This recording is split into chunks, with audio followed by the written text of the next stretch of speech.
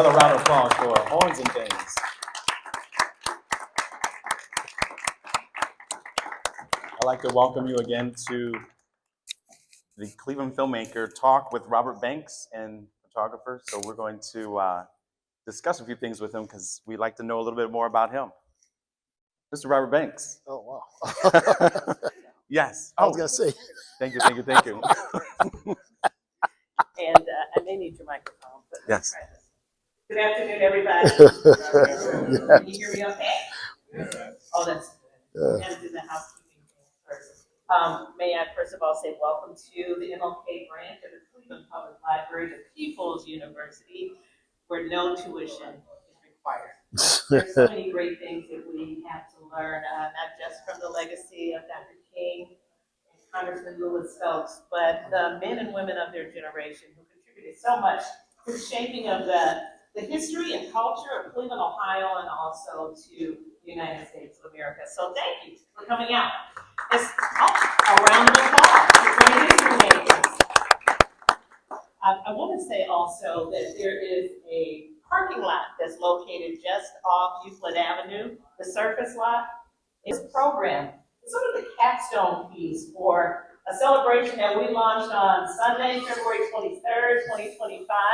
This year, we're commemorating the 100th anniversary of the birth of the little baby boy who would become Congressman Lewis Stokes. And once he got to Congress, he would stay there 30 years, and he would bring billions of dollars back to his constituents here in Northeast Ohio. So we are still reaping the benefits for the work that he did during his 30 years in Congress. How about a round of applause for Congressman? I think it's most appropriate that we are located here at the MLK Library, sort of in the middle of this stretch of Euclid Avenue between Stokes Boulevard and East 105th Street, where so much history was made in the 1960s. If you're from Glenville or if you know the history, you know something about the uprising in the long, hot summer of 1968 when Dr. King had been assassinated in April of 68, and many people thought that would be the end of the modern civil rights movement, or at least the one that was sort of centered in the integrationist approach that Dr. King believed so strongly in. But we know that that struggle continued, and we know some good things happened in 1968, and one of the best things was that Congressman Stokes was elected to represent the constituents of the 21st Congressional District, now the 11th Congressional District. Congressman Stokes' daughter, Lori, told me that that was a powerful political machine in the 1960s and also in the 70s and 80s. So again, great history made in the wake of that uprising in Glenville in 1968. But I want to say also a little bit about this beautiful image of Congressman Stokes and his daughter, everybody got this, Angela Stokes, because it's one of the amazing images in the photography collection at Cleveland Public Library, and I think they have more than 1 million items there, especially now that so many things are available in digital format. So for those of you who don't have the image, it's a picture of Congressman Stokes and his daughter Angela Stokes at the opening of the Rock and Roll Hall of Fame and Museum in 1995. And what I said about that image, and it's really beautiful, you gotta get this program, right? Get the autograph, the picture. It's a nice keepsake. But I said thank you, first of all, for celebrating National Arts and Humanities Month with us. And when I reached out to a staff member at Cleveland Public Library to request historical photographs that related to jazz, the art form that Grover Sales says is America's classical music, and Black men were the inventors of that music at the turn of the 20th century. I couldn't have imagined that we would have this wonderful photo that so perfectly illustrated the ties between Cleveland's history and American music. The above 1995 photo, I said in the program notes, this photograph of Congressman Lewis Stokes and Angela Stokes in 1995 reminded me that Cleveland's cultural history is incredibly rich, and that Black Americans have contributed much to the arts and the humanities. In an email to Lori Stokes, who is the baby daughter in the family, the congressman, I mentioned that the congressman did something very important in 1987, when he and 37 of his colleagues signed on as supporters of Congressman John Conyers' H.R. 57. That House resolution declared that jazz was a rare and valuable national American treasure.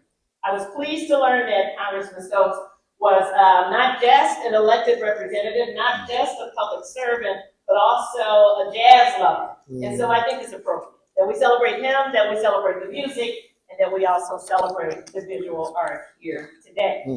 When photographer Robert C. Banks Jr. told me that he too had jazz lovers in his family, that was music to my ears. And yet another reason for us to celebrate both men and their families again here today. So thank you so much. And I introduce you, if you don't know her already, to Angela Stokes, who's got a front row seat here. Angela, you want to stand up and wave to your fans?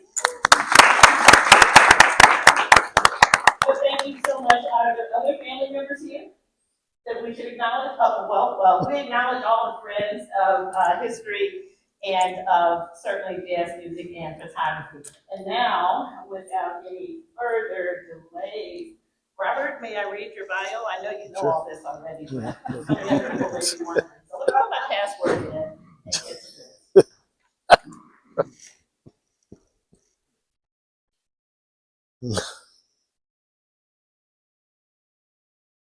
Okay, Robert C. Banks Jr. was born and raised in Cleveland, Ohio in 1966 and has attended Cleveland Institute of Art and Cleveland State University and has also served in the U.S. Air Force. Inspired by his father, Banks is an experimental filmmaker, cinematographer, and teacher of filmmaking and photography at numerous colleges and universities.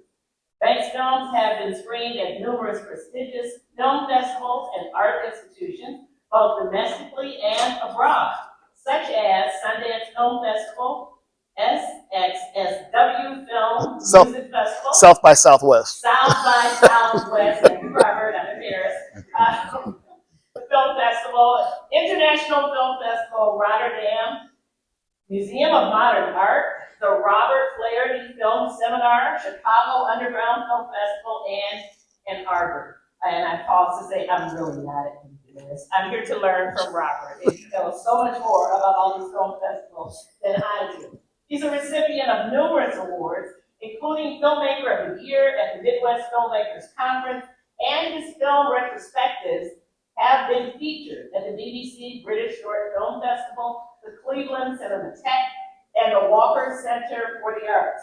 One of Banks' best-known works is the 1992 short film, X, The Baby Cinema. I think Spike Lee has an opinion about that film, too.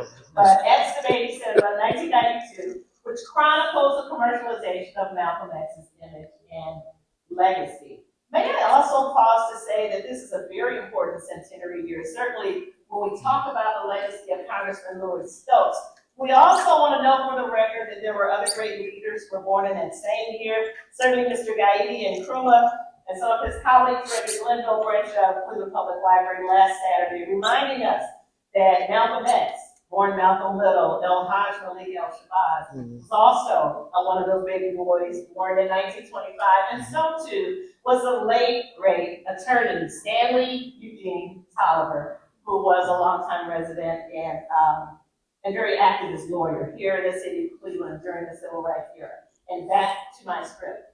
Some of the other films for Mr. Robert C. Banks Jr.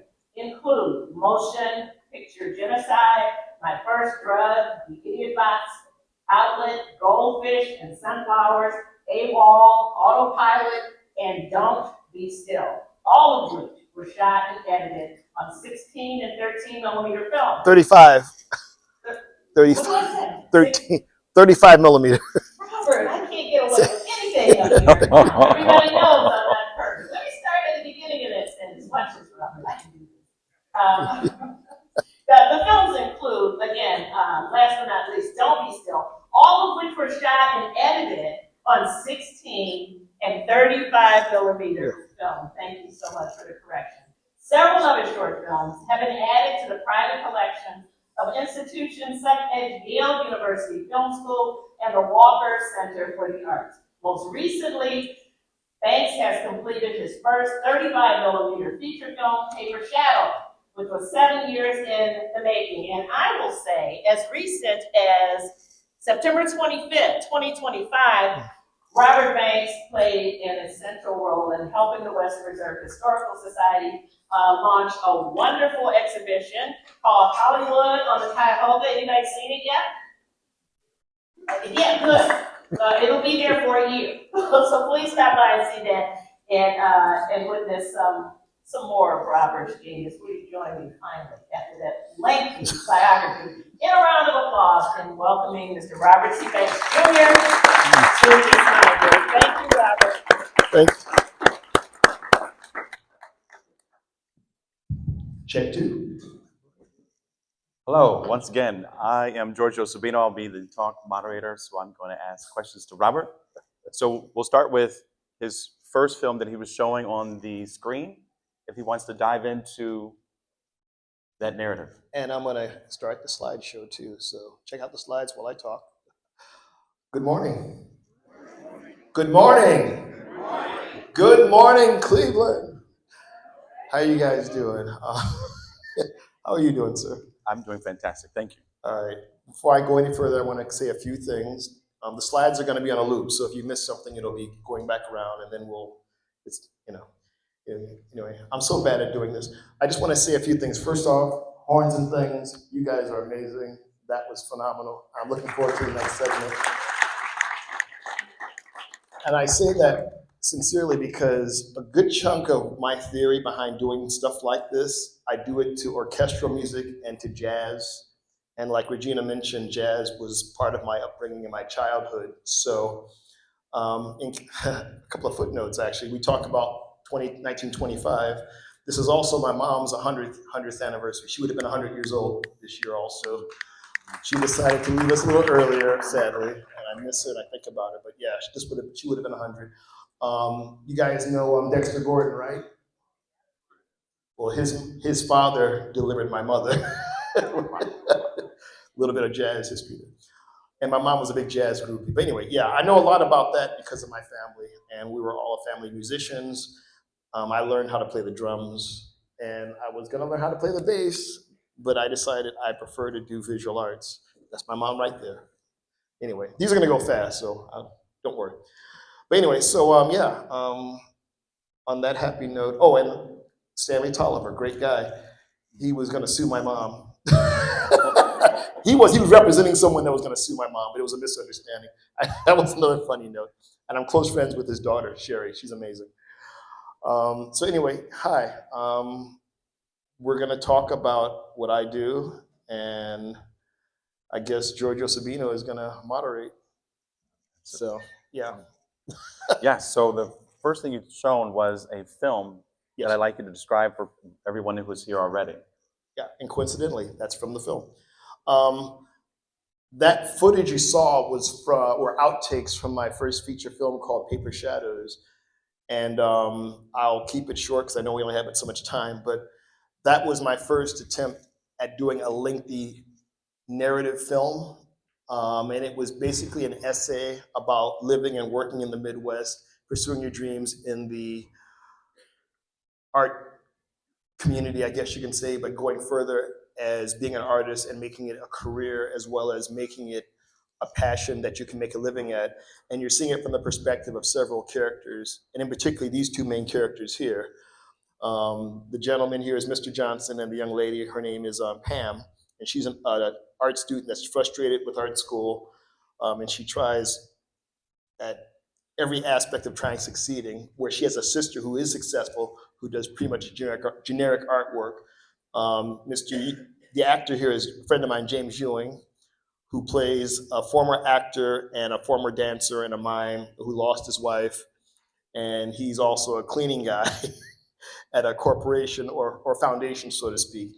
And it's a very metaphysical, surreal, kind of trippy, weird movie. And they both sort of conspire to overthrow a foundation they use pagan rituals to give out grants and awards. It's really a weird, crazy movie. I know it sounds crazy, but the film, it played only in a few places, and we're working on getting an actual 35 millimeter film print of it struck. Right now, it only strictly is in a digital format, and it only played at a few festivals because it came out during the pandemic.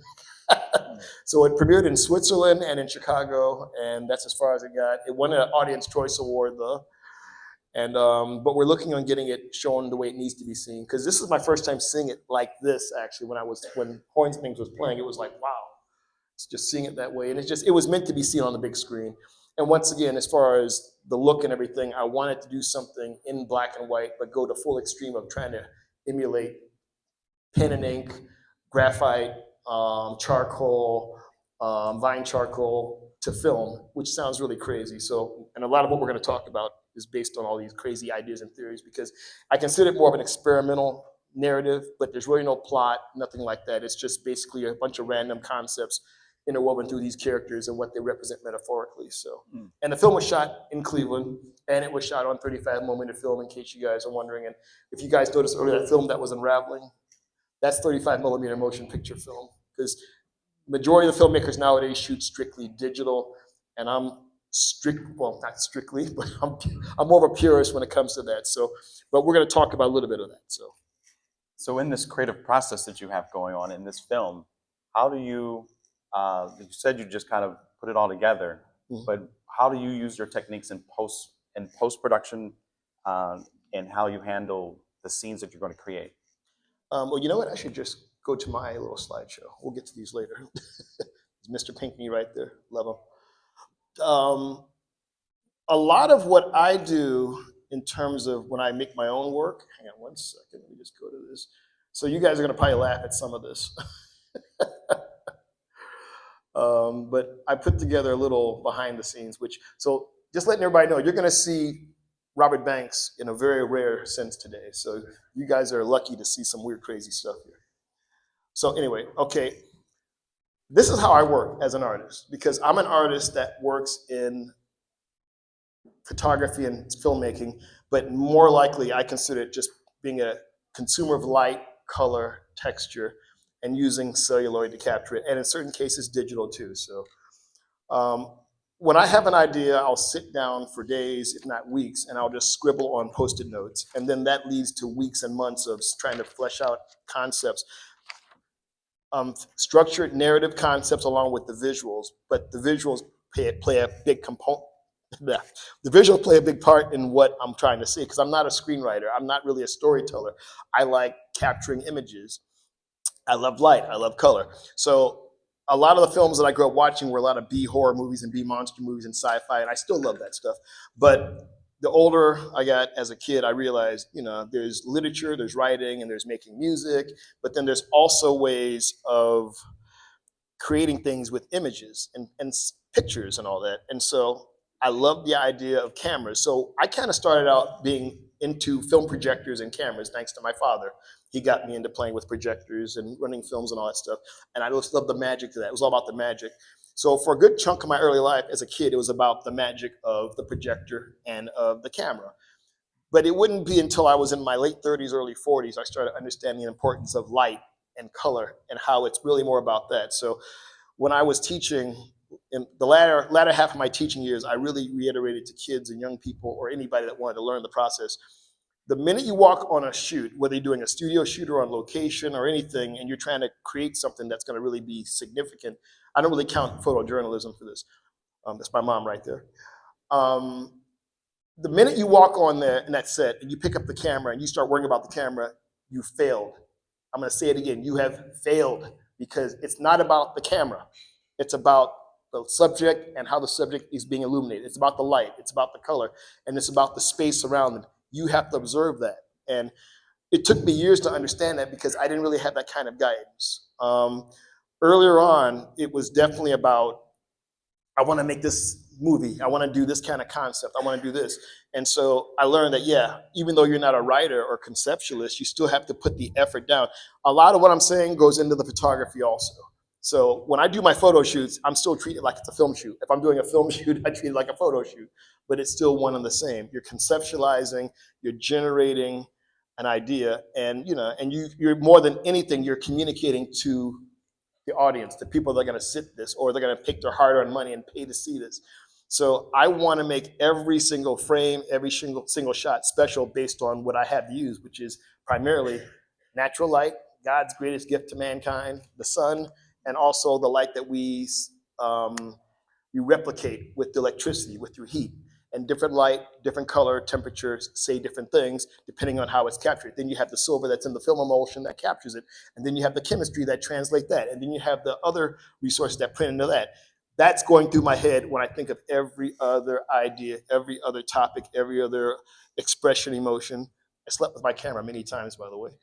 So things like that, that's what it's all about. That goes into everything I do. And the older I got, the more I embrace that. It's just that I wished I would have had that knowledge when I was in my 20s because I was like anybody else. Camera.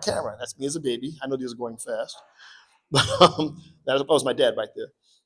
So I guess let me answer. Does that answer your question? Absolutely. If I'm speaking too fast, let me know because I'm all wound up here. The beauty is you gave so many lectures within this speech. Yes. And so now that you just taught us all these lessons through film and photography, how does one see a lens and then capture that image the way you described it? That's a really good question because optics is really subjective depending on what you're going for and how you want to capture something. If you go to my studio, you're going to see hundreds and hundreds of lenses. And you've seen them, there's more since then. Different glass, different lenses, different filters say different things. You have to take it upon yourself at some point to exercise your senses and skills of how to capture things with those lenses. So every so often I'll go out and I'll shoot stuff randomly, in particular a lot of landscapes and sunsets and birds and sometimes people, but mainly natural stuff. And I just experiment with lenses. And then it's like, I like that look, and I'll make a few notes, and I'll say, you know what, I want to try this on this kind of idea. Or if it's like a 180 millimeter versus a 75 millimeter versus a 28 millimeter. It's just every other lens, depending how it captures on the glass, how old the glass is. I love old lenses. I love old glass. It all depends. And so every so often, if I have the time, I'll make every effort to just sort of analyze what that image is going to be based on how the glass is going to be. It's more about that, and as well as also about if it's going to be shot on film, the emulsion, the type of film, if it's going to be contrasty, warm tones, cold tones, high contrast, low contrast, grainy, fine grain, heavy saturation, muted, all these things. And even still, you have control over that. Color grading is something that I love doing.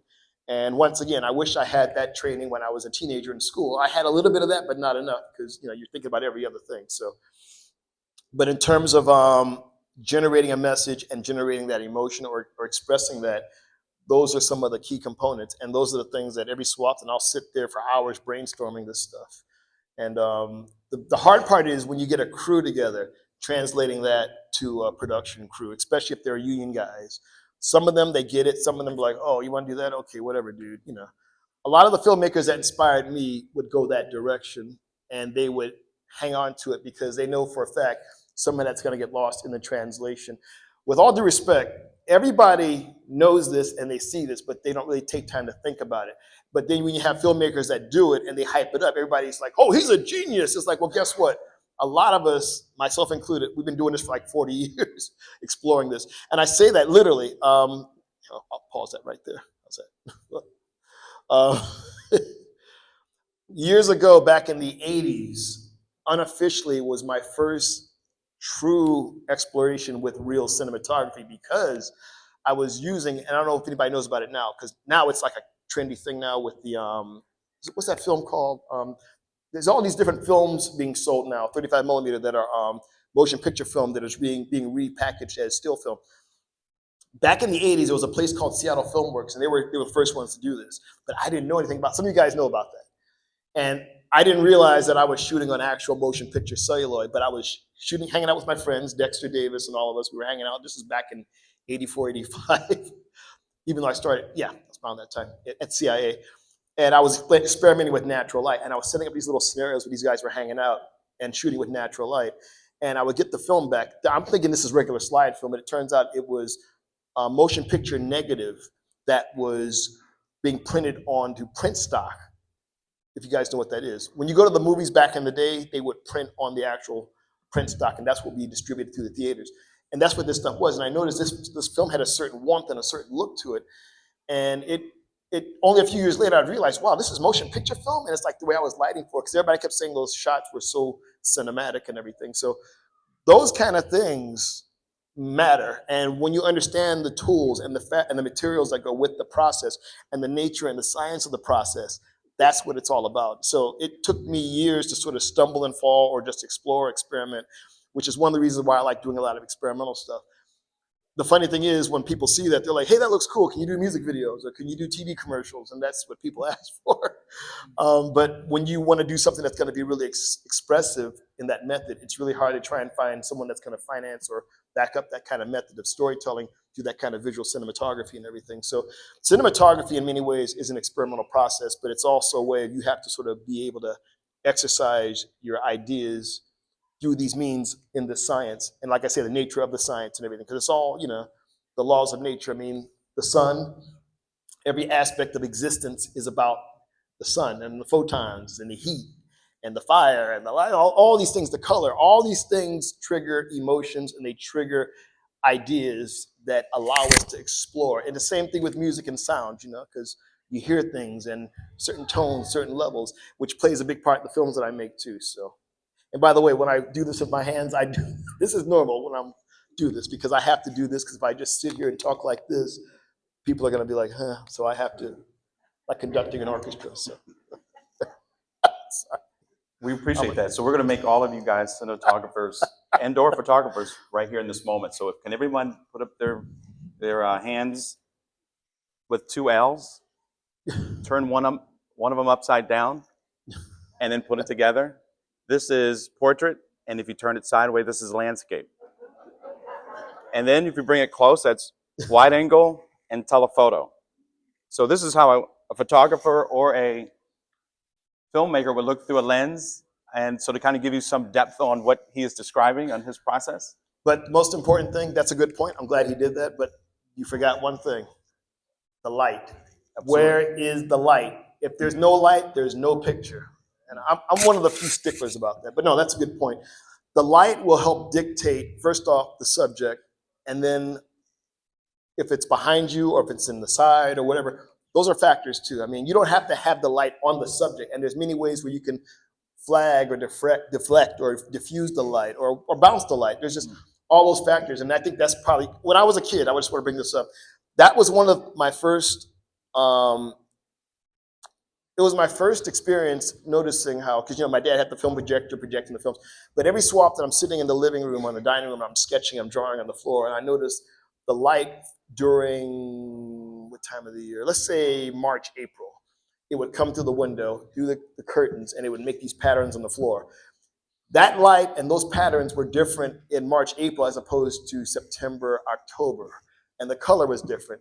And I noticed throughout those years, the older I got, every other month throughout the year, the light and the color was different. The only thing is, that bothered me because that reminded me of school. And I hated school back then. I still hate school now. That's a whole other story. But I remember it because one of my neighbors upstairs, we would go outside and hang out on the porch, and he would say, oh, it's about time to go back to school. I'm like, why? Look how the light is. See, whenever the light looks like that, it's time for school, which meant fall was coming.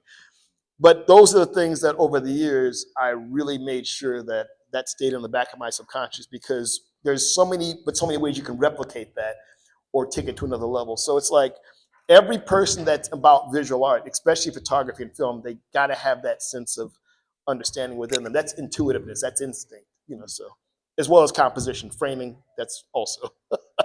Absolutely. So Yeah. Experimental films leading into music videos and etc. What do you prefer? What I prefer? Here's the thing, music videos, in my opinion, are experimental films. The ones that are actually outgoing. There's been many music videos that I think are great short films that I can watch over and over again. And some of them date back, believe it or not, since sound era started, since the Soundy shorts. If you guys know what those are. Who knows what Soundy shorts are? No? Anybody? Okay. All right, music videos, ever since sound was merged with motion pictures, there's always been music videos. The average musical did that, but there are many filmmakers that went beyond that in the 50s. They took it even, actually in the 40s actually. You got people like Maya Deren, Bruce Conner, Jordan Belzen. Anybody knows who those guys are? Okay. And those are my heroes. Norman McLaren, especially. Who knows who Norman McLaren is? Not Malcolm McLaren, Norman McLaren. Scott's Canadian, painted and drew on film, and he would make his own soundtracks by scribbling on the side of the film. To me, those set the foundation for a lot of what we have today. So I would say, yeah, I deep down, I like experimental because there's no rules, there's no boundaries. But if there's someone that say, hey, Robert, here's a script. Could you make this unique as opposed to being generic? I'm like, yeah, but how far can we go? You know, because a lot of people don't want to take risk. And a lot about what I love doing is exploring and playing with things that will trigger an emotion from an audience at the same time. Trying to find something here. I'm going to put this up just for the hell of it. Since we're talking experimental films, there's no sound. I'm going to leave the sound off. This is the film I did with Dexter Davis back in '96. This was technically my first 35 millimeter film, but we didn't finish it until years later. That's a whole nother story. But once again, me and Dexter, we were students at CIA together, and he was one of the few students that I was friends with that embraced what I did, because all the other students thought I was a weirdo kid. Now, that's at the Cleveland Institute of Art, go figure. The irony is some of those guys that were serious painters and artists, Jim, you know some of them, some of those guys are in the film industry now, which is so crazy. Every other person I knew back then that thought this was a joke, they're now working in the film industry. They're in the unions, they're working in Hollywood. It's amazing. And here I am, this starving artist. But back then, he thought that I was doing some crazy, fun, cool stuff. And so we were collaborating. The first film I did was in 1988 when I got out of the military with Dexter. And we kept going. And it's just that I just love the idea of just going above and beyond in terms of pushing the envelope, but still making the most of the process of being able to convey an audience with whatever. And the thing is, too, granted, I am a film purist. I prefer celluloid or traditional cinema, but I do stuff digitally also. It's just that the digital doesn't really appeal to me. It's not fun. And with all due respect, anybody can do that. It takes time and effort to do stuff like this. And you have to have a lot of passion, a lot of energy, and a lot of anger and frustration too, because there's certain things that may happen out here that we're dealing with right now, our social political climate. My philosophy has always been, don't get mad, get creative. And so every other film like I made, like X to Baby Cinema or Motion Picture Genocide, a lot of these films were based on things that were happening in the social landscape that I just wanted to address. And I would much rather do it this way than go out and bust windows and spray paint inside of buildings and assault people and stupid, crazy, sick stuff like that. Do it this way. Nobody gets hurt. You may piss off a few people, but that's what you want. If you're an artist, you have an obligation to make sure that there's a conversation going. And when you're doing this, you're conversing with the masses and everything. The problem is the majority of the masses want to be dumbed down by a lot of eye candy. So in many ways, you can make the eye candy nourishment, so to speak. So I know that sounds crazy, but Everyone's saying, don't get mad, just get creative. get creative, yeah.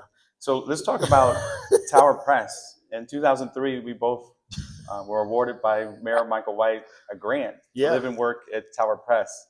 Can you explain and share the story and the fun of Tower Press in its early years? How many of you guys know about the Tower Press building? Know about it? Yeah. Okay, the Tower Press building. That was my sort of, how should I say it? It was kind of our sanctuary, and a lot of other artists here in Northeast Ohio, it was our sanctuary. We needed a place to work and a place to actually interact and actually present our stuff, but also, I want to say be taken seriously, because before I was at the Tower Press, I was in my house, which I still have, and there was a film processing lab and editing setup in my mom's basement. And up in the attic, there was a little shooting studio that I built and everything. And I had my lights and everything was all up there, and my cameras and sound stuff. Anyway, so I made a bunch of films in my mom's house. But I realized at some point I need something a little bit more legitimate, high ceilings, big windows, hard floors, and space. And when I heard about Tower Press looking for artists, because that whole area in the midtown down there, they were looking to try and generate they're making the arts district. And so we applied, all of us, and ironically, Dexter was there too. Dexter was there. A lot of other artists. And it was perfect. And I wound up getting my unit of choice, which is, and I'm still there. It's a big space. Well, right now it's filled up with junk because it's a shooting area, it's an editing area, it's a storage facility. I have tons of costumes, props, tons of film, lenses galore, a huge film collection, DVDs, Laserdiscs, VHS, and 16 millimeter and 35 millimeter film. So everything I could possibly want is in this place. The problem now is it's almost half of a storage facility because I'm holding stuff for other people, which wasn't what I signed up for. But it's a great space. And the one other thing about that building that I love is the fact that they let us do events. We do art exhibits. We do open studio days. We just had one recently. And one of the Tell us more about the film. Which one? Which film? The recent one. Oh, yeah, recently we just had we do them twice a year. We do the open studios, we call it, but we also have gallery exhibitions in the Woltex Gallery, which sadly, this might be our last one for a while because I guess someone's gonna lease it out. So that happens on and off every 5-6 years. So we'll see how long that lasts. But along with that, my big pastime there, maybe this is what you're referring to, is in the back patio, we have a huge open patio in the back. And ever since 2005, and this is the 50th year I've been doing it since I was a kid back at my dad's backyard, I would show films to the kids in the neighborhood. Well, in 2005, I started showing films in the back of the Tower Press patio, and it became this ongoing tradition now. So I run films on actual film, 16 millimeter, 35 millimeter. We project. I had a huge screen. I got to get a new one now because that one fell apart, but a huge screen, almost the size of this, almost, not quite this big. I would love to have something like this. We would clip it to the side of the building, and inside the atrium, I would project, and we would set up the sound system, and we would run feature films. And we ran every other feature film you can imagine on 16 and 35. No DVD. With all due respect, I know the pandemic made everybody get cabin fever, and all of a sudden everybody started having film parties, but no, we were doing this way back, and it has to be strictly film. And I want this to be both educational as well as entertainment, because many of these films haven't been seen on film before by a lot of people, and some of them haven't been seen at all. I mean, Exorcist, Jaws, Apocalypse Now Redux, Eraserhead, Young Frankenstein, Beast from 20,000 Fathoms, Scarface, you name it, we've shown it. And I have several friends that are film collectors. They would loan me the films, and I would run them. And so the landlords, of course, love that. It would bring all the building tenants together, as well as the whole neighborhood. So I tell this to many young filmmakers. You can't be a filmmaker and not love movies. Even if you're a film snob, there still has to be something you'd want to see. And you really should see films and make every effort to see them the way they're meant to be seen on the big screen. And so I try to do that with these film nights at Tower Press. And the fact that we generated this nucleus now of film lovers that come, and it's free. We can't charge. It's free. We have popcorn. We have snacks. Every swap we would do a film marathon. We did a Dai Kaiju marathon. We showed a bunch of Godzilla movies on my birthday. If you guys remember that. So things like that. Tower Press is a really great place, and it's just that it's so un-Cleveland to have a place like that here, because you would expect that in New York or maybe in Chicago or in LA, but when people think of that, they don't think of Cleveland. So yeah, it's a great place to be, and I'm so blessed to still be there, even though I got to really make my space more livable.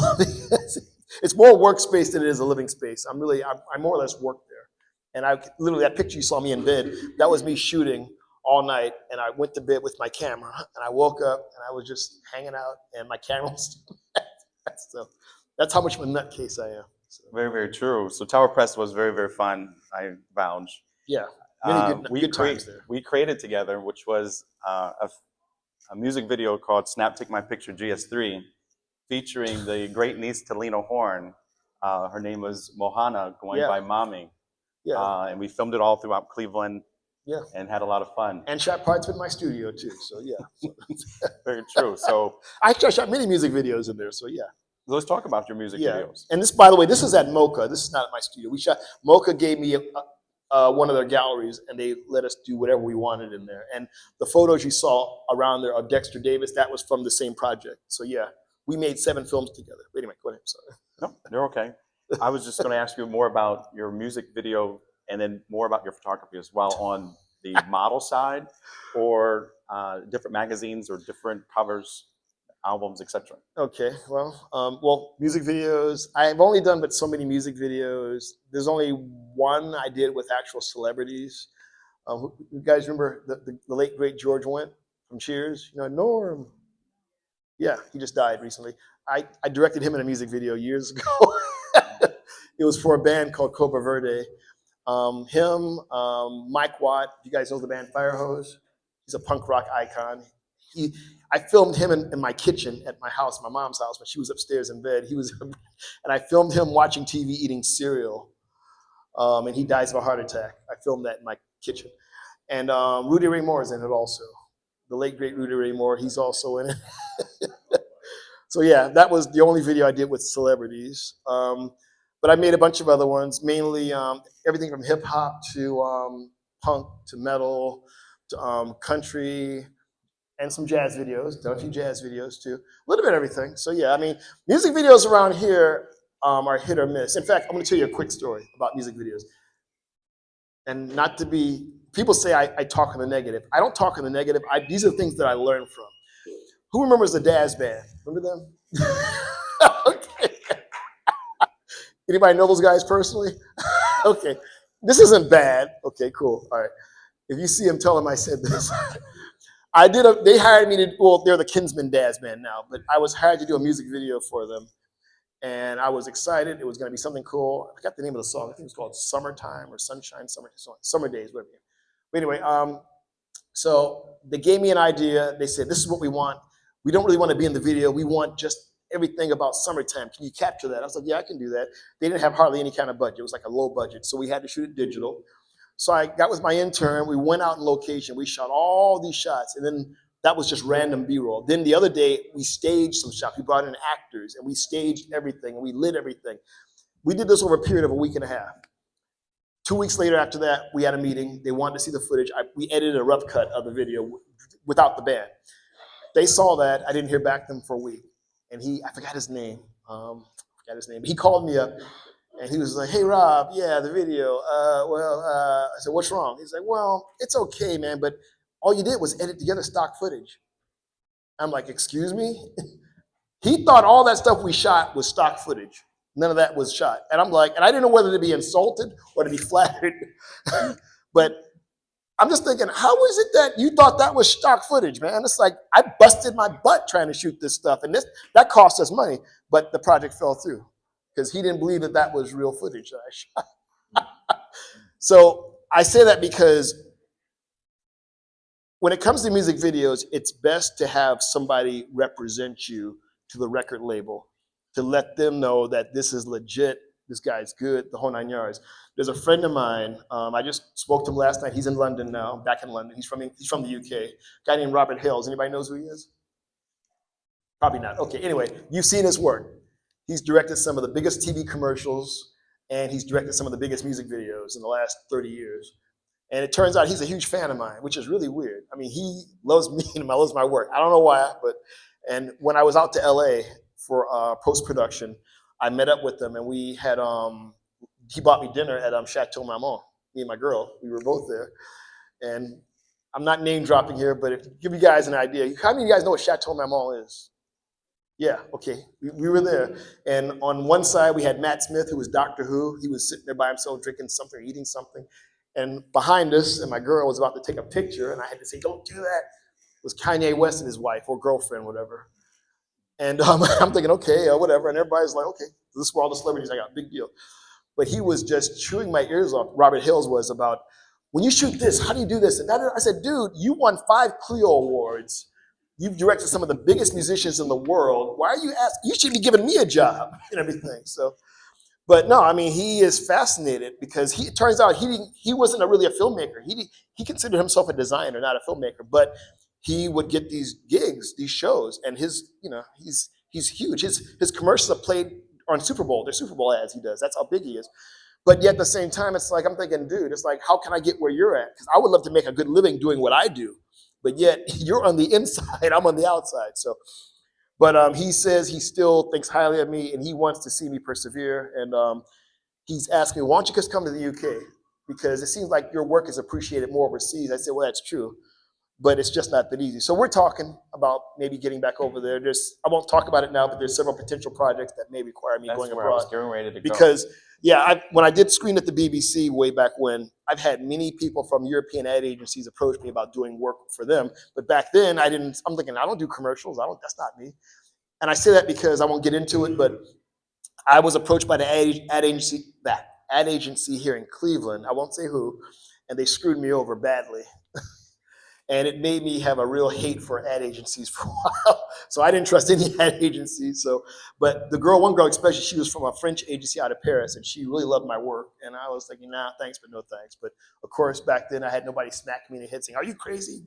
But should have done that. So that was, but yeah, I mean, I'm all about doing cool stuff, but it would be nice if you could get paid your value, because once again, I learned that later, if you have an agent or representation, you'll go a lot further. And I met so many people, my age group and younger, much younger, that have agents, and they're doing great projects, making a ton of money, 6 figures, but they have no experience. I mean, Robert's a great guy, but he even kept saying he didn't have the knowledge that I had. So I'm just thinking, well, what am I doing wrong then? And a lot of my friends in the industry in LA and in New York, they all said one thing in common. They said, you have one issue, man, and it's your biggest problem. You know what that is, right? You live in Cleveland. I've heard that so many times. I have 10 or 12 former students that are now in Hollywood doing big stuff now. They're doing cinematography, they're directing feature films, and it's like, but me here, I'm still here. And part of it was I had to take care of my mom. Her health was starting to decline over the years, and I promised her after my father passed away, I wouldn't leave her by herself. So a good chunk of that is the reason why I stayed here. And I'm glad I did that, because I wanted to make her as happy as possible. I wanted her to actually witness the process of what I was doing, but even she didn't take this stuff seriously. She thought I was a whack job. And the whole thing was, you have an expensive hobby. It's an expensive hobby. And I was like, well, Mom, so. Well, we salute you for taking care of your mother. Yeah, I do it again too, yeah. Family is important. Family is so important, and I will, So what's next for the Robert Banks? Well, it's so funny because I was telling Regina this the other day, because the Hollywood and the Cuyahoga exhibit just opened, and I spent a year and a half working on that. But my goal now is I want to slow down, relax, take a break. And believe it or not, I want to get back into doing creative photography, because I haven't done it in a while. After my mom passed, I kind of stopped doing a lot of stuff. I didn't do too many films. I didn't do photo shoots. It was commercial stuff and more job-oriented stuff. I was doing a lot of that. But I mean, that's cool stuff at the museum, but it's more work. But I want to get back to doing more stuff like this. I want to do more creative films, and especially creative photography. So my first crazy photo shoot is going to be this Tuesday, actually. And I'm photographing a young lady who I've worked with at Newbridge, Cleveland, where I taught at. And she wants to be a model, but she loves working with me. And that's going to be my first creative shoot, meaning I'm going to be shooting on film. I'll be shooting on 35 millimeter. I'll be shooting with large format and doing my abstract, weird, crazy stuff that I'm known for. And let's get back to those photos. So when you guys look at these photos, if you have any questions, or if you know anything, notice something about them, feel free, because we're going to do a Q&A, right? Yes. Yeah. So think of your questions now. Especially some of this weird stuff you're going to see. So, but yeah, so I want to get back into just doing creative stuff, because that makes me feel great. 1 second, I'm blind as a bat here. So next would be preservation. How do you take care of old film? Or your films? Well, I'm glad you mentioned that, because that's it. Okay, this is paper shadows. Oh, we'll just let this run. One of the reasons why I needed my studio is because I needed a facility that could properly sustain the film emulsion. If film is not stored properly, you might laugh if you saw my studio, but if it's not stored properly, it'll get what's called a bacteria called vinegar syndrome. So there needs to be a certain temperature. It has to be dry. The film prints need to be held upright. So I have a bunch of my films in containers, wrapped up on reels, and some on film cores. The same thing with the photo negatives. They're in boxes, they're in binders, the whole 9 yards. I'm really big about film preservation, especially once again, years back, and this is going to lead into something else here. Two of my films, X the Baby Cinema and my first Joe Immediate box, for a while I didn't have any film prints of those. Film prints meaning the actual film reels. It's a print, it's a copy, it's a print, or a release print as you call it. X the Baby Cinema wound up going to several festivals, and I never got the prints back. The one print went to Yale, and they bought that, but the other 2 prints disappeared. And so I still had the negative and the soundtrack and everything. My first drug, the Idiot Box, the other film that I made that was made after that, the lab that stored it lost the negative and the pictures and the soundtrack and the optical track. They lost everything. I won't say anything else about that lab. So it took me a while to understand that I really can't trust film labs. There was a time when you could, because they were part of the process. You would have your film stored there and whatever. If you needed more copies made or prints made, they would do it for you. But now it's like they don't really take care of stuff. Photochem, another lab, they lost something of mine. I think they threw it out, actually. So now I'm really anal about preserving my films. But luckily, and this is another reason why I'm moving forward with getting back into doing things on celluloid. Not that I stopped, but now full swing more than ever, especially with this film, Paper Shadows, which I'll mention in a second. My former student and intern, Mark Pendergast, who's a great kid, I consider him the second coming because he's only 26 years old, but I mentioned him back when he was 19. He is starting in Northeast Ohio, the first motion picture processing and printing lab in Ohio since 1996. And he's starting out in Solon. And he and his family owes it to me because I'm the one that got him into this. And he is going to give me 100% carte blanche to do whatever I want there. So I will be able to go in there, print, process, color grade, transfer, whatever, and he's going to let me do it at cost. Amazing, So amazing. When he offered that, I'm thinking, well, dude, I can get in there and just go crazy. It's like not just kid in a candy store. You're going to be like, phew. So yeah. So this film here, Paper Shadows, he's going to let me do for free because he has to test out his equipment. The lab will be officially up and going early next year, and he has to test the gear out, the equipment, the chemicals, the machines, the blowers, the dryers, the everything. So he's going to let me use that to test everything. So I'll get a free print of my film, which would normally cost $30,000 to get a print struck, and I'm going to get it for free. After that, he'll let me come in and just do whatever the hell I want, and he'll just charge me the cost of the chemistry and the print stock. That's a dream come true for me. So if there's anybody out here that wants to pursue traditional celluloid filmmaking, this is the place to do it. Plus, he's going to have good rates for everybody, too. Keep in mind, he's going to be competing with Photochem out in LA. He'll be competing with there's a few labs, like 5 labs in the whole country now as of now. There used to be like 80. Now there's like down to 5. He'll be the 6th lab. So hopefully, if feature films will be coming to Cleveland to be shot that are going to be shot on film, they'll actually give him business, which we're hoping for. So, but yeah, so that got me so inspired. So it's like, as of now, yeah, I want to get back into this full swing. I'm not getting any younger. I'm getting old. So I want to go out in life with at least a handful more feature films under my belt, as well as a bunch of short films. So be looking out for some weird, crazy stuff in the next 10, 15, 20 years, maybe, while I can still physically do it, because I'm not as young as I used to be. So. Let's give a round of applause for Robert Banks. Please, Robert Banks. No. Does anybody have any questions? Yes. You want to come to the mic? Yeah, sure. You go. Okay. Yeah. Thank you, Kaidi. You ever get, I heard you say something, and it made me think about, you ever get the inspiration to do a Maya Deren inspiration for yourself on her meditation on violence? Use me as your collaborator and challenge. I may take you up on that. No, it's funny because Maya Deren was one of several filmmakers that just blew me away. Dick Myers, who's another inspiration of mine. He's a film professor, former film professor at Kent State. He sold me one of his print of Meshes of the Afternoon, and I ran that film like 100 times. And Dr. Kim Neuendorf from Cleveland State, who I worked with, she gave me a laser disc of all her short films, which I still have. Actually, loaned it. She loaned it to me. So I still got to give it back to her, but no, I can watch those films forever. And that film in particular is on there, and it just blew me away. No, I mean, I'm open to looking to collaborate with anybody as long as people have the tolerance and the patience for the process. Because we're living in a YouTube generation now. Everything is all digital and AI. AI is taking off much quicker than we thought it would. Guess what? No offense. Anybody can do AI. Anybody can do that. It's easy. It's simple. You don't have, it's all done for you. It's just unfortunate that not enough people really want to go into the grassroots of what it really could be and take advantage of that. And I know people that actually are doing that, and they're doing phenomenal work. But right now, sadly, we have a couple 100 million filmmakers all over the world now because social media, Instagram, TikTok, it's just, and it's funny because I'm seeing these video tutorials by people showing people how to do stuff.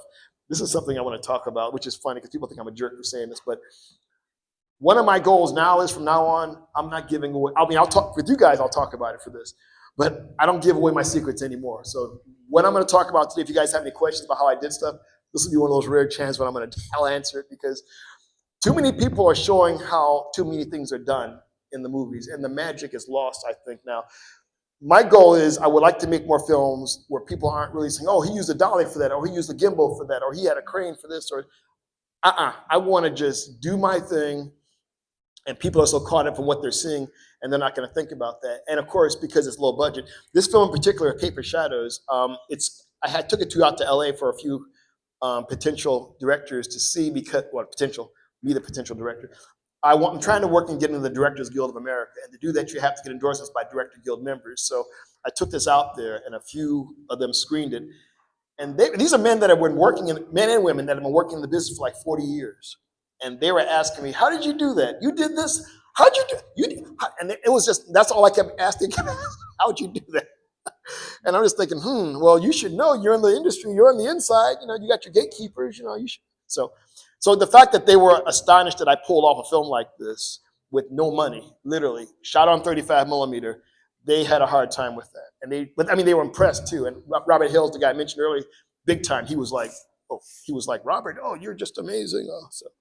But it doesn't mean anything. It's like, well, fine, great, get me some gigs, whatever. So, but now I'm thinking, you know what, from now on, I'm strictly about just, I want to do cool stuff that I really want to see, but stuff that I want to reach out to. But I want to do it in a way that's going to really, it's not about the tech. It's not about the technology or the tools. It's about the process of me saying what I want to say and how I want to say it, and preferably seeing it on the big screen.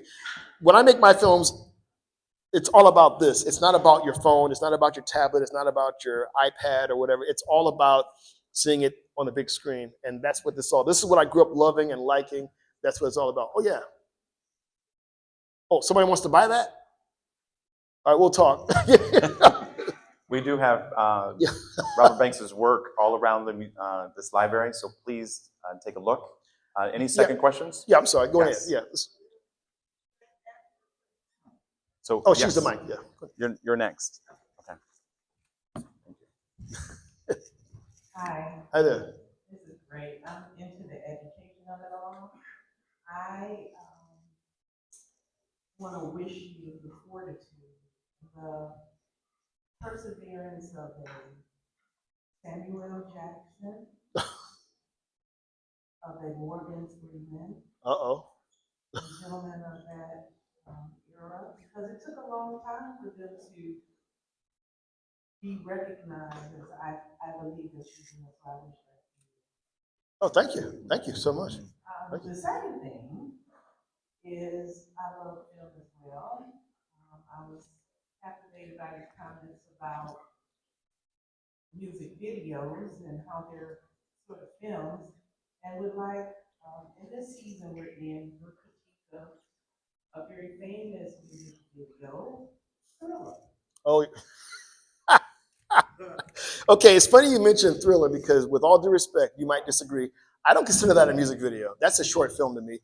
It's a big budget short film. However, it's funny because that was, by certain standards in the industry, the turning point for music videos. I personally disagree with that, because believe it or not, Elton John did that a few years before Michael Jackson, and nobody remembers this. There was it was a short film. It played in theaters. It was a song called Ego that Elton John did. And I remember my friend's mom and my buddy and his mom took us to see Jason and the Argonauts. It was a re-release of it back in '78. And before the film started, this little music thing came on, and it was Elton John, and it was a cool song and everything. And I was like, huh. And so many, many years later, I went on YouTube to find out if I could find it. I found it on YouTube, and I read up on the history of it. It turned out Elton John was trying to get music videos like that shown theatrically. And it turned out there were other musicians that tried it too, but it never caught on. Tim Curry did it twice, actually. You know who Tim Curry is? Yeah, he did it. That song, I Do the Rock. Two short films, those played theatrically.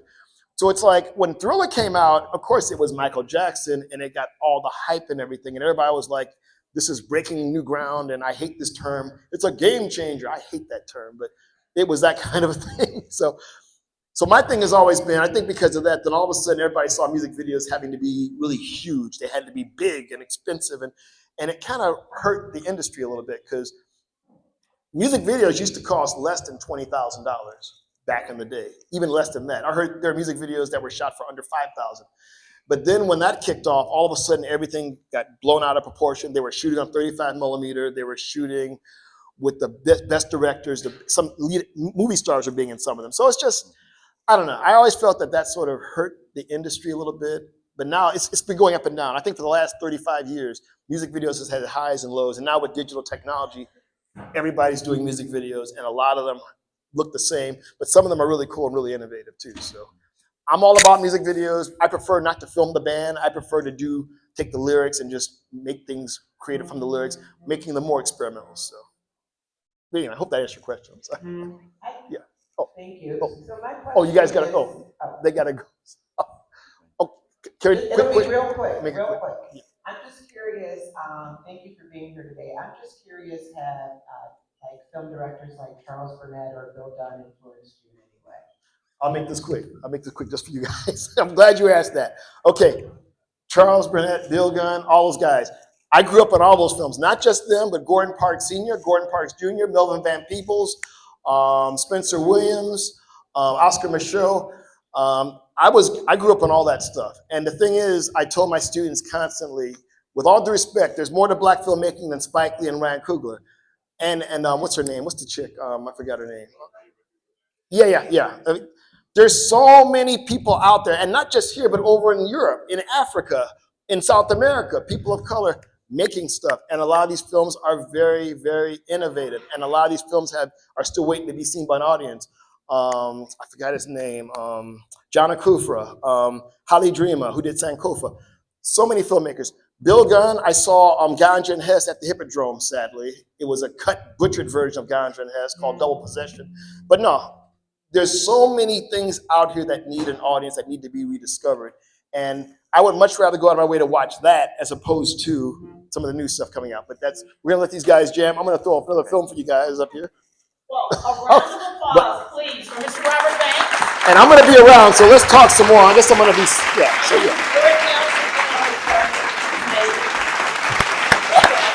And the union teachers who are going to make for these students right now. Thank you so much, Horns and Things. We appreciate you. And if you have any questions about these films, feel free to ask. Here, you guys ready? Here we go. Kill it. Thank you guys. Thank you so much.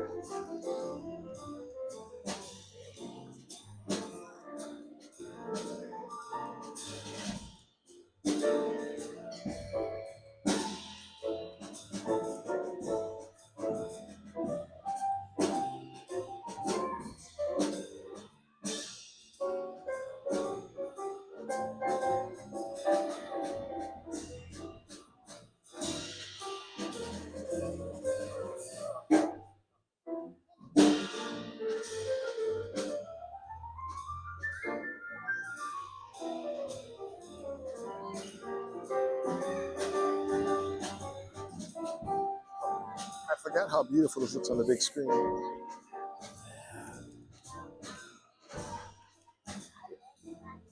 How you doing?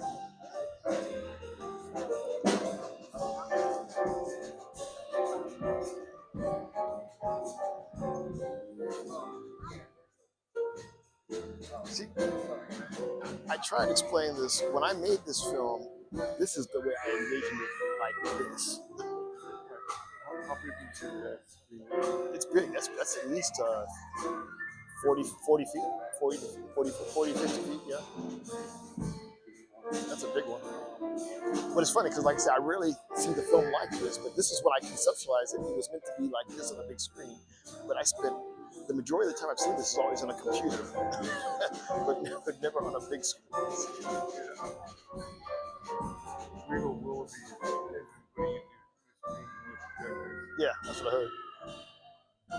they can actually now hold 12 feature films on one plate. Well, there you go. See.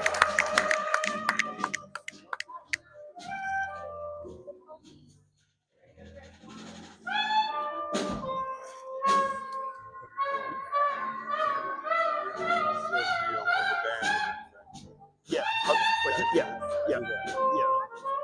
I asked him to. Yeah, I'm cooking notes there.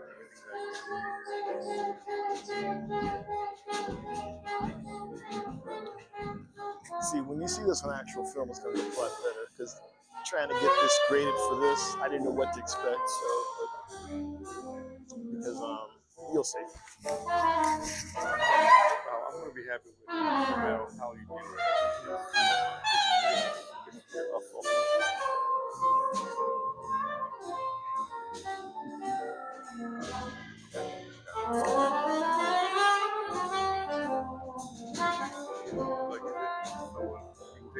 My IMDb, half the movies that are on there, and half of them has never seen a live day. Well, there you go. See.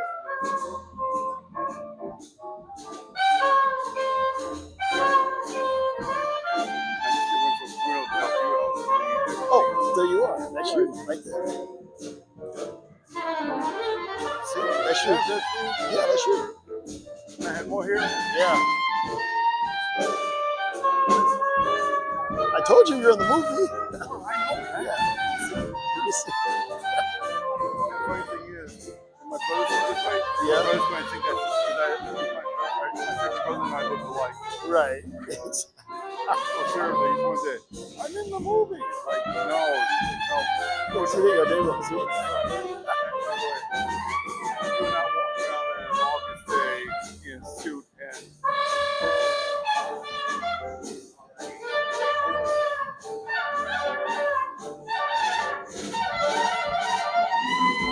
This was one long take that I did with him.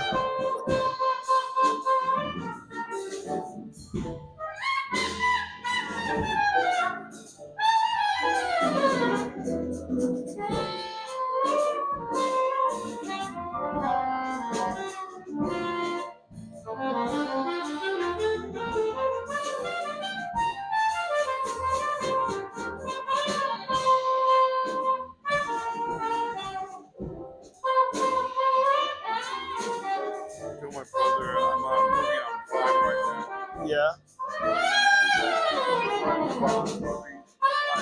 I play the mafia chauffeur who was killed.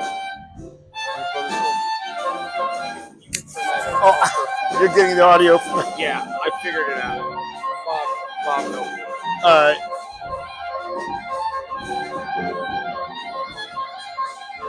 My brother's old movie called me up and said, "You're a star. See if I get killed." We are a star.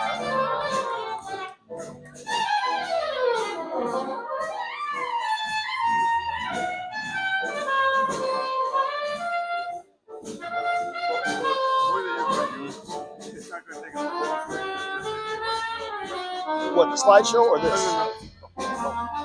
No. What you want to do in real life? Well, no. Yeah, if it's in its true format in our proper screening, it's going to take up the full screen. Yeah. You know, so there are many theaters when they show widescreen, they take it this way. Right.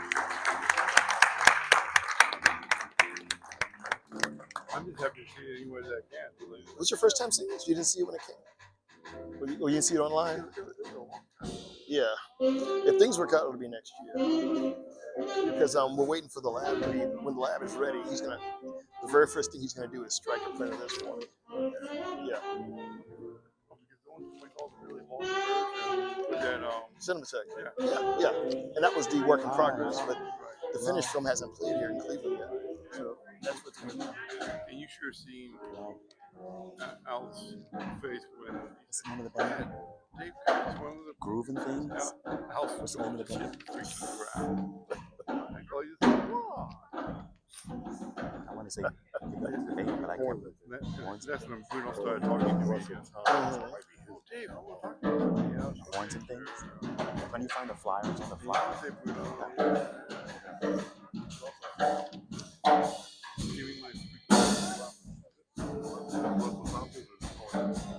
I thought it was Horns and Things. As far as I know, it was Horns and Things. Yeah. That's what I thought. I've seen these guys before. So. Oh.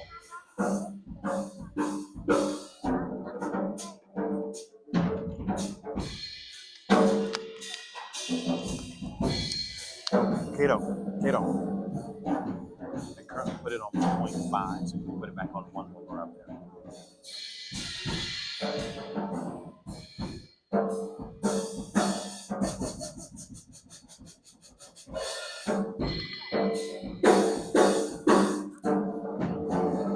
I always felt that black and white films and jazz work great together. Glad you made it, man. It gets better. Okay, thank you. Let's grab some. Yeah, whatever.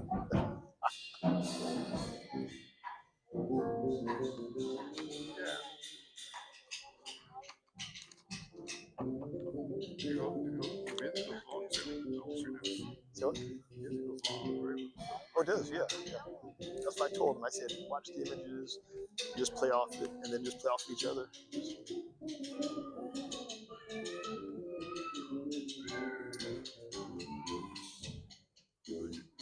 This is a big file too. I had to shrink it down just for this.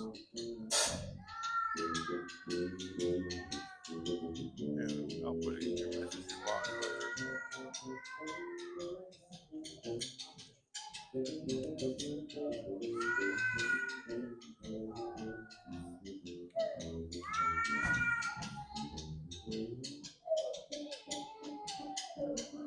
Kids on my paycheck. That's part of the music. That's part of the soundtrack.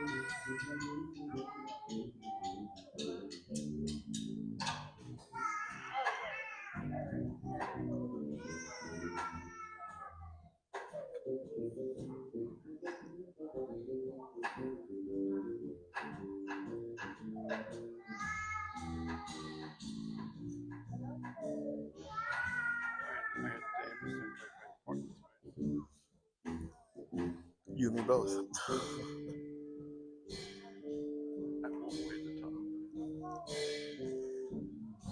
Guess where that's at? Oh, that was Brittany. Yeah. When you go back up to the stage, are you putting up another video while we're talking? That's going to be the slideshow for us. Yeah. The next won't be another one of these till after we're done. Okay. But it's all slideshow stuff. That's the Institute of Art. That's the old building. My film was the last film shot there. What's that? Yeah. I told him to. Yep. It's almost done. This is near the end. Say what? This is to me a good way to score a movie. Just have the band improvise too.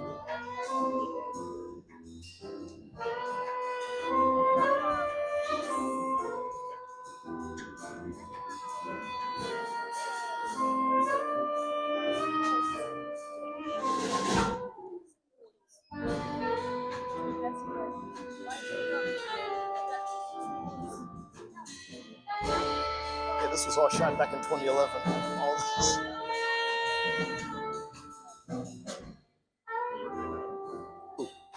She's in Texas and she's still here. She was married, now she's divorced. I shot her wedding. That's all that happened within a short period of time. She's getting ready to do a new movie, and she wants me to be her cinematographer. Yeah. She produces documentaries now, but she wants to do a narrative. And she wants me to be the cinematographer. Okay. That I can't say. I'm still trying to figure it out. But I do know one thing. The reason why she wants me is because she's connected with some of the best nature cinematographers, but they all are video guys. None of them know how to shoot film. And she said, no, this has to be shot on film. She said, there's only one guy that can shoot this. And she said, it's me. I was like,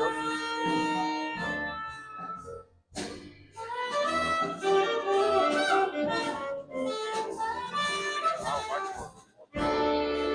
It's a possibility. I'll keep you posted.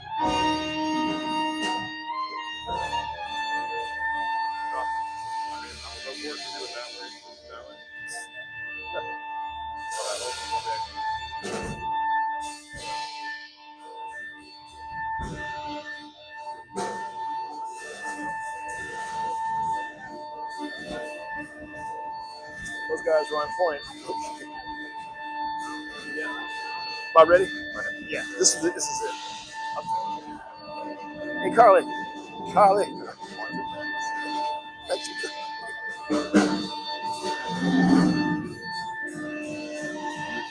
You lead the way.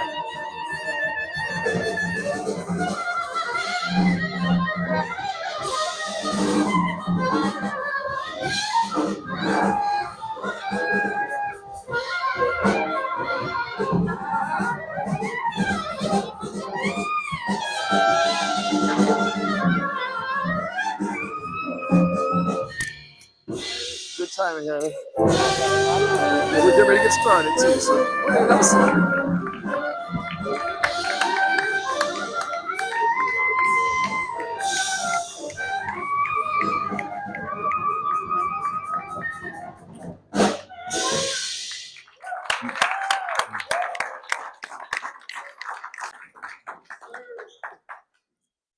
Give it up one more time for Horns and Things. Good afternoon. To be honest, stop by here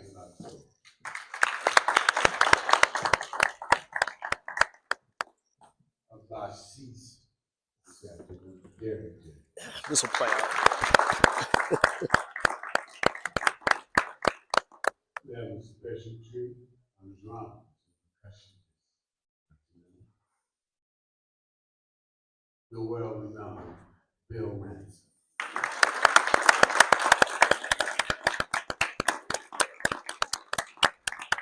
You know, I have those relationships. When I won the Lions, I called it glass, I call it so he's got the two of us. Soprano saxophone, alto saxophone, Kimber Brand.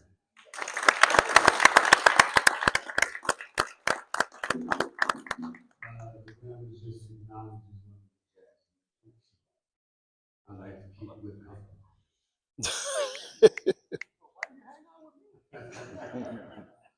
I'm JT, I'm Midtown.